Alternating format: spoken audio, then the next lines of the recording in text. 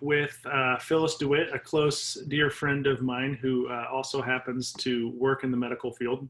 And I thought, as we begin to talk a little bit about fear, we want to understand the physiological elements that kind of come along with it, because Scripture does point us to the understanding that the fear of God is what leads to wisdom and knowledge, but so many of us don't necessarily think of fear that way. And so I thought this would be a helpful time to say, let's bring someone in who has some experience in this area. And I'll just let her introduce herself, and then we just kind of have a couple of questions to work our way through. So Phyllis, go ahead and tell us just a little bit about yourself and your background and your area of expertise. Sure. I'm a family nurse practitioner and a clinical nurse specialist, and have worked in the nursing field for close to 30 years, and have dealt a lot with foster children, post-traumatic stress syndrome, working with survivors of sexual assault, and all of those involve some aspect of fear. And I think anytime you deal with medicine and illnesses and chronic illnesses and acute illnesses, there's a certain amount of fear involved. So. Yeah. Well, thanks. Why don't we just dive right in? From a standpoint of your own experience, how would you define fear? Well, that's an interesting question, because I think it gets a negative rap a lot. I think a lot of people think of that as a negative thing, but it's actually just, it's an emotion that we were born with that helps our body to learn to adapt to a specific situation. And so I used to tell my students, some of my students would say, "Oh, Dr. DeWitt, I hear you know so much about labs, and it just really scares me." And I would say to them, a little bit of fear is motivational. So fear can be a good thing that helps us in situations. It doesn't necessarily always have to have a bad rap to it. So, but it's an emotion that when something happens, it triggers our body to learn to adapt to it and respond to it quickly. Yeah, I mean, I used to fear my father when I would speak with disrespect toward my mother. So maybe fear is not the worst of things. Well, and there's a difference between acute fear to a real life situation and a chronic fear that may not even be related to a real life situation. So it really depends on how you're talking about it. Yeah, which makes sense. What sorts of effects would you say fear can have on the body and the mind? Oh my gosh, tons of things happen. So when you're in an acute fear situation, your brain starts sending signals all over your body. You start producing hormones. We know about adrenaline. We know about give us a for instance.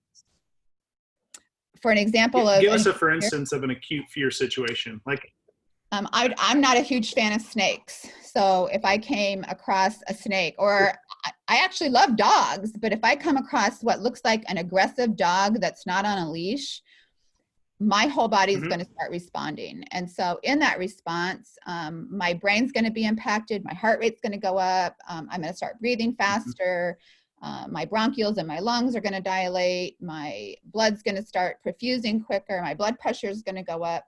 My whole body responds in a way that I can adapt to the situation and hopefully think clearly enough to do that fight or flight syndrome that we've talked about for years. And so that's just part of what our body does in an adaptive situation. And so that would be, for me, an acute fear situation. Good. And it sounds to me, if I'm hearing you correct, like biblically, we learn in Proverbs that the fear of the Lord is the beginning of wisdom. It sounds to me like even physiologically, the way that fear works and the way that God has designed us does help us to understand that there are tremendous benefits to fear. Maybe talk about one of the... Go ahead. No, I said there are. I'm agreeing with you. Okay. Maybe talk about, just real briefly, what's one of the connections that you would see between the physical aspect of how fear plays itself out in the body, and then how that looks at a spiritual wisdom? What's the connecting point there? What's the connecting point? Well, when I talked about a while ago, fear can be motivational. I think the fear of the Lord, from a spiritual standpoint, it should motivate us. It should motivate us to an action and not paralyze us. And so when Sure. fear is paralyzing and it keeps us from functioning in a healthy mode, then fear is not good. And the impact it has on our body is not good. But when fear is motivational and it's putting us into that a situation that we need to be able to respond and react appropriately, then our body's doing everything that it was created to do. And I think that's kind of what God is saying, is that he doesn't want us to be petrified and paralyzed in thinking about him. He wants it to motivate us and to understand in a loving way who he is and how we should behave given whatever circumstance. That's a tremendous insight, because really fear can be crippling or motivating. Mm-hmm. And so it sounds like both are sometimes we do need to be crippled. Like we do need to just kind of be crippled by fearing God. Like, wow, look at how his fear gripped nations who came against Israel and how he protected them, and then they would fear him. Right. Shifting gears a little bit, medically, what would you say is done to address or eradicate fear? Whether or not you agree with it ethically, how would you say those things are used? Well, I'll answer the address, because I don't know that anything can ever be done to eradicate. So I would change it to just what is medically being done to address fear. Oftentimes it's medication, psychotherapy. It can be behavior or cognitive behavior therapy. It can be even electric shock treatment. It can be all kinds of different psychotherapies, biofeedback, relaxing breathing. It can be, I mean, we are a country dependent on anti-anxiety and antidepressant pills. And if you look at the chronicity of fear, one of the things it does when not addressed appropriately, or when it's coming out of a situation that may not really be an acute, real situation, it's just an underlying chronic fear, is that it just impacts our body in a negative way. It decreases our immune system, all this stuff, and leads to depression. It has this impact on our brain that decreases the blood flow, creates mood changes, leads to depression. So we are one of the top countries, unfortunately, in the world for antidepressants and anti-anxiety meds. And you would say, and that this isn't one of the questions that we had discussed beforehand, so it's a little bit of an outlier, but what would you say then the benefit is of, maybe this is kind of grouped together, but of biblical counseling or of community in helping to address fear? Well, I think one of the biggest struggles people have is just their fear of talking about fear. How's that sound? They don't want to admit that they have fears. And so I think the biggest thing is to be able to find somebody that you can talk to about it, and get biblical counseling with. And I'm not even saying that medications don't ever have a place, but I think their place should be more short term, to get you to a place where you can apply the principles of biblical counseling and understanding the role that the Lord wants to play in helping us overcome debilitating fears. Sure. And so one of the things that's kind of interesting is the phrasing that I would use is formative or determinative when it comes to circumstances. Like, so as we're growing up, we're experiencing things that may cause fear. And so those things can form us and shape our thinking, or we can view it this way. They can determine how we will become or who we will become. Now, obviously, for a believer in Jesus Christ, we say nothing is determinative except for Jesus, his grace. And so the picture here that I want to get at a little bit is how things have shifted for you. So when you think back, how did you view fear when you were younger? And how has that changed through the ages for you? Well, I think I probably viewed fear very normal for a child and young adult. It was things that were outside of my control. And even though I came to know the Lord at an early age, I didn't really understand the role that he wanted to play in healing. And so so some of those things that I feared as a young child were oftentimes things that I couldn't control. And so it never even crossed my mind to solicit the Lord's help in those things. I really thought they were things that I just needed to figure out and that I needed to control, or that I just needed to get over. And so I think that's the biggest change as I've matured in my relationship with Christ and just matured through life experiences, is understanding the role that Christ wants to play in helping us with overcome fear, or even being able to acknowledge to other people the things that we do fear, and not finding when you have fear and you're afraid to talk to people about it, it produces shame. So then you not only have fear and shame. And then that ball just keeps getting bigger and bigger. And so I think the sooner you learn to address the fear, the less likely it is to become fear and shame. And then that becomes even more difficult to deal with. That's a great insight, quite honestly. The idea of how the enemy compounds fear. You know, one of the ways that he would compound fear is to say, well, you're on an island, you're clearly isolated, nobody feels this way, thinks this way, acts this way. So, and that's really what fear does. Fear seeks to kind of put us into an irrational position and say, well, we're, never going to see a shift. And so for me, one of the things that's been fun about our friendship is watching how God has redeemed many things that have been very challenging. And so when we think about that, if someone were to come to you, so you've been a believer now for a while, and the Lord has really met you in some pretty powerful ways and changed you in some really powerful ways. If someone came to you right now and just said, Phyllis, I am terrified. And they list whatever the circumstances. I'm terrified of, maybe it's someone who's dealing with abuse. Maybe it's someone who is terrified that they're going to fail the test that you're going to be administering as their professor. Who knows? Fear is motivating. But the idea then becomes, if they come to you and say, I'm terrified, what should I do? How do you respond? Well, I think you've already taken part of the response. I think that part of the response is to figure out the reality of their fear. Is it real? Because some people are terrified every day and can't even pinpoint what it's about. And so I think part of it is helping them understand the reality of their fear. And if it's an acute situation or an abuse situation, a test situation, then are they a Christian? So are they going to be able to even understand and fathom the ability that the Lord wants to come and help them where they're at? But also, what steps have they taken that are biblical? For instance, if they're petrified of my test, have they studied? What have they done to prepare? Responsibility is such a crazy thing, isn't it? I know, crazy, isn't it?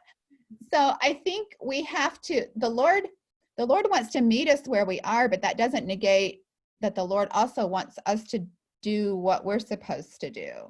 And so I think part of what I would be helping them understand, so if they're in an abusive situation, how do they find a safety plan? How do they address the abuse so that they're not continually putting themselves in an abusive situation? If they're in a test, how do they address that? If they're struggling with overeating, what are they doing? Along with how are they tapping into the strength that the Lord wants to give them, and how are they giving that to the Lord? And I think the other thing that we have to realize, and I think I didn't realize this till I was older, is what role is Satan trying to play in their life by using that? Because I see with my own fears, and when I have fears, if I can see the role that Satan's trying to play, because he knows the things that we struggle with. And so when he is feeding that fear, what am I acknowledging that Satan is real and that he really is trying to make this bigger than what it is? And then how do I turn that over to the Lord? And am I doing my part to put things into place to conquer the fear? And that's really good. I appreciate just the well-rounded nature of it, because one of the things that happens with fear is, because fear is an emotion, sometimes we think we're fully subject to our emotion. Right. And God would say, no, typically emotion is preceded by a thought. A thought is what gives birth to those things, and then it becomes an emotion, and an emotion becomes something that we can either respond to and play into, as opposed to, and that's the problem. Then we kind of get ourselves tripped up. I think Ephesians 2 talks about this idea. In Ephesians 2, 1-3, it talks about the world, the flesh, and the devil. And you can really clearly see this picture that there's kind of three things at play with our fears and our sins and the things that we're facing. There's a worldview that's common that we see apart from Christ. That's the world, right? Mm-hmm. And then there's this other piece that is our flesh, and that's where God is constantly wanting to shape Christ in us. But there is a sinful bent that we'll have, which means we will, left to our own devices, probably respond poorly to fear. And then on top of all that, we have an enemy of our souls who says, my job, in John 8, he says this, my job's to steal, kill, and destroy, right? I don't want you to have any freedom. And so when you look at the interplay of those three, it really does speak to either the phrase that I keep thinking of is the way out is through when it comes to our fear, as opposed to the way out is around. Right. You know, when you think of Jesus taking his journey in John chapter 4, and he actually chooses to go through Samaria, the rest of the disciples are like, whoa, whoa, whoa, whoa. Why in the world are we headed straight through the place of our enemy, the place of our greatest fear? Why would we do that? And right. Jesus says, well, because, this is what we're about. Right. We're not about hiding from our fears, but we're about confronting them with redemption. And so we're going to redeem those things. Well, and it's similar to what I tell people even about abuse or any secret. The power really isn't always in the fear or in the abuse, or it's in the secrecy of it. And so when we expose it to the Lord, when we find a friend that we can trust, when we admit to it and we understand that it's an issue that we need to address, the power that Satan had over that dissipates. Mm-hmm. Greatly.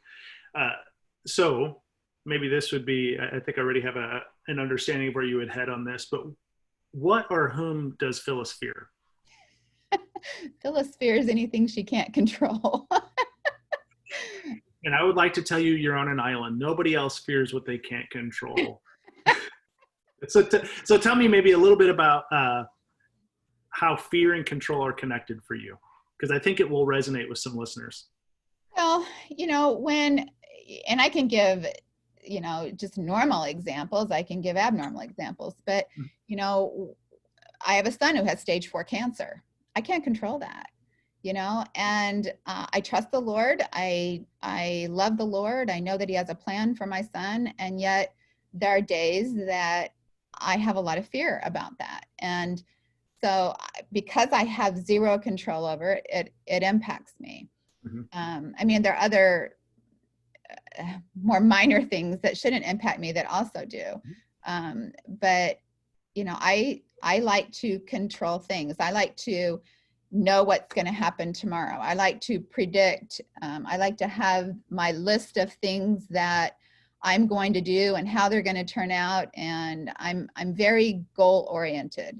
Mm-hmm. And when anything interrupts what I think is on my agenda, or on even the agenda that I think the Lord has for me, then it has the potential to create fear. Yeah, that's really good, because obviously cancer being a very common but somewhat uncommon, right? Not everybody has a story that lines up with that, but most of us know someone with cancer. Sure. And so there's this picture of when something is outside of our control, whom do we side with? Do we feel like we have the internal resources to handle that? Or is surrender of God's loving plan one of the most difficult aspects that we all face? And I think that's where commonly being able to speak about it, being able to bump into other people and say, today really was a rotten day. And right. I just need you to pray with me. And what I'm finding more than anything, and I've seen this just in our friendship, but I would see it in other places as well, is that I find that it's presence over a word or something particular that's said or done that matters more than anything in someone's fear. Absolutely. Yeah. Absolutely. And I think, and there again, it goes back to the silent theory. The more I internalize it and don't share it with anyone and don't share it with the Lord, the more it takes control of my life, and it goes into the spiral, and it becomes a chronic issue instead of what could have been an acute issue that could be easily resolved, and you learn to adapt, which is how the Lord created us. He doesn't say don't have fear, but he gave our body a way to learn to adapt to fear. And really, you're hitting on something that I'll hit on again in a future post when we talk about fear again from a spiritual perspective. But in 2 Samuel 11:12, we see this picture of David, King David, doing something that's reprehensible, right? Commits adultery, then commits murder, tries to hide it all. And then if you fast forward and jump into the book of Psalms, you'll see in Psalm 32 and in Psalm 51, there's these companion confession psalms that David has regarding this sin. And so he talks a little bit about it. But one of the things that he says in Psalm 32 is, when I kept silent, my bones wasted away. And there is my theory. Yeah. And that is the piece, that in the dark is where fear wins.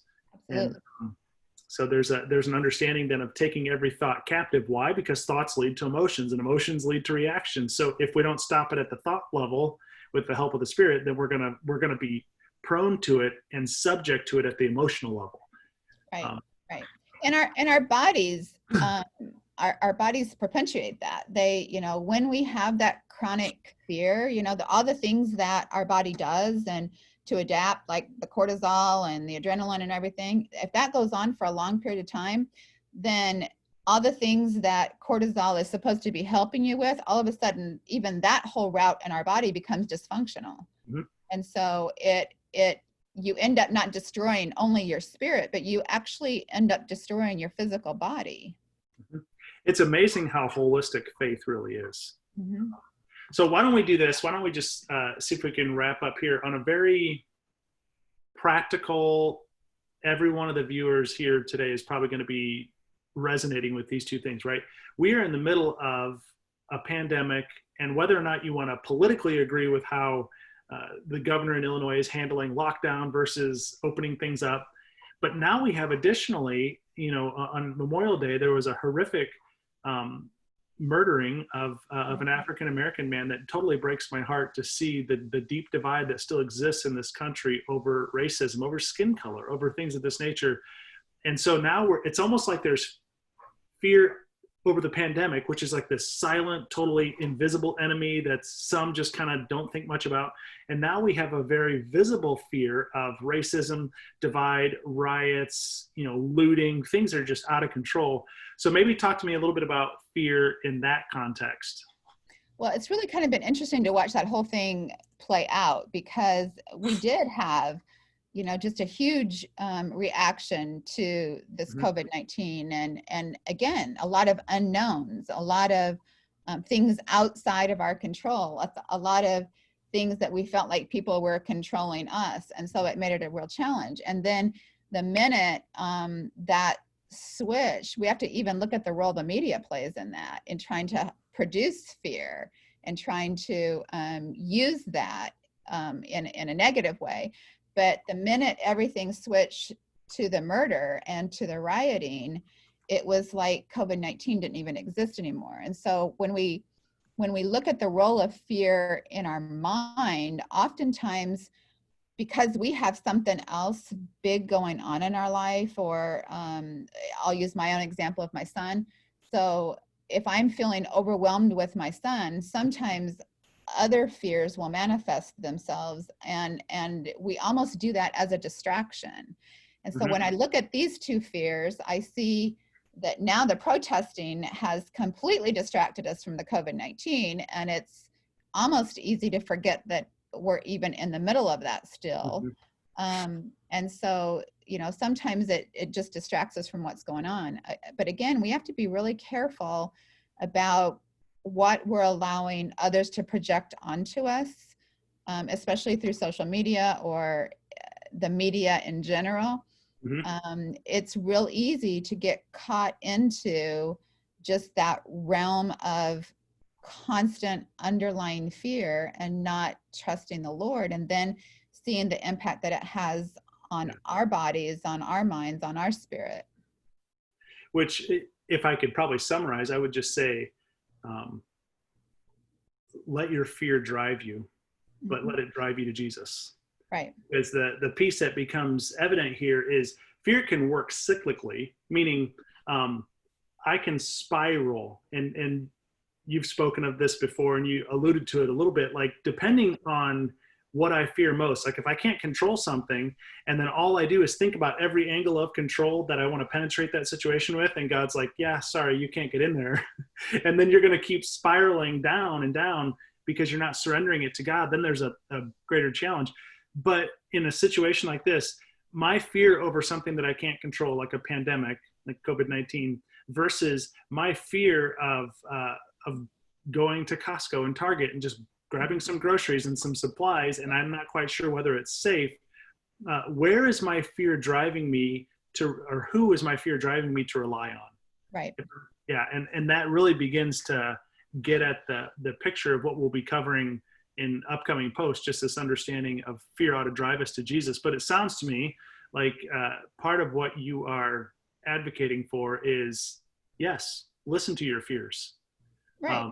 Understand fear plays a role in your body, and it will eventually work against you if you don't learn how to leverage it. Right.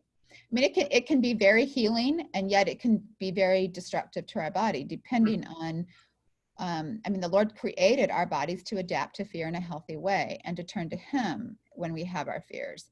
When we're not doing it in a healthy way, it can absolutely destroy our body, our mind, and our spirit. Oh, that's really good.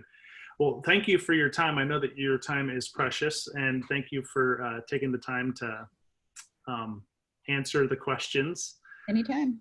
I'm glad we figured out that you fear what you can't control. I know that's a shock to you, right? Well, it's every parent, right? I mean, every parent sits in that same position where they're like, I want my kids to go from childhood to adulthood with as little difficulty as possible. But the reality is fear says otherwise. Right. And that's typically how God shapes us. So it is. Yeah. Amen. Thank you. Thank you so much for sharing. Have a good day. Thanks. All right. Bye. All right. Bye.